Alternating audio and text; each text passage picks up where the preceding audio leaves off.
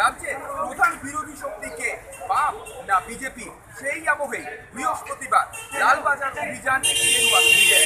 সোমবার বামেদের নবান্ন অভিযানকে কেন্দ্র করে যে বিশৃঙ্খলা সৃষ্টি হয়েছিল, সেরকম যাতে কোনো রকম বিশৃঙ্খলা সৃষ্টি না হয় তার জন্য কিন্তু সতর্ক পুলিশ প্রশাসন। বৃহস্পতিবার বিজেপির যে লালবাজার অভিযান রয়েছে সেটাকে একেবারে কোনো রকম বিশৃঙ্খলা মুক্ত বা কোনো রকম যাতে কোনো বিশৃঙ্খলা যাতে না ঘটে সেদিকে নজর রাখতে কিন্তু সকাল থেকে লালবাজারকে কার্যত দুর্গে পরিণত করা হয়েছে এবং যেদিক থেকে মিছিলগুলো আসবে সেই সমস্ত মিছিলগুলো যাতে কোনো রকম যাতে বিজেপি নেতারা বা মিছিল কর্মীরা যাতে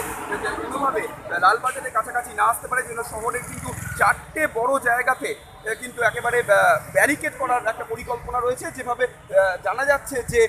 টি বোর্ডের কাছে, পাশাপাশি বিবি গাঙ্গুলি স্ট্রিট এবং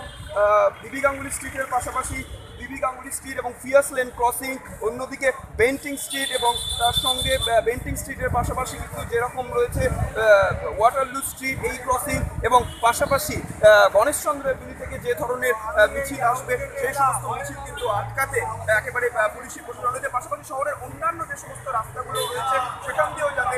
কোনোভাবে না কেউ আসতে পারে, মিছিল যাতে না আসতে পারে সেরকমও কিন্তু তৎপর, অর্থাৎ যে কোনো রকমের বিশৃঙ্খলা এড়াতে সদা তৎপর রয়েছে পুলিশ। তাই বিজেপির কাছে যেমন একটা বড় চ্যালেঞ্জ রাজ্যের প্রধান বিরোধী শক্তি হিসেবে নিজেদেরকে প্রতিষ্ঠা করা, পাশাপাশি যে কোনো রকমের বিশৃঙ্খলা এড়িয়ে শান্তিপূর্ণভাবে আজকের এই মিছিল বা বৈঠককে যাতে মিছিলকে যাতে সম্পন্ন করতে পারে সেটাও কিন্তু কলকাতা পুলিশের কাছেও একটা বড় চ্যালেঞ্জ। ক্যামেরা রাজকুমার সির সঙ্গে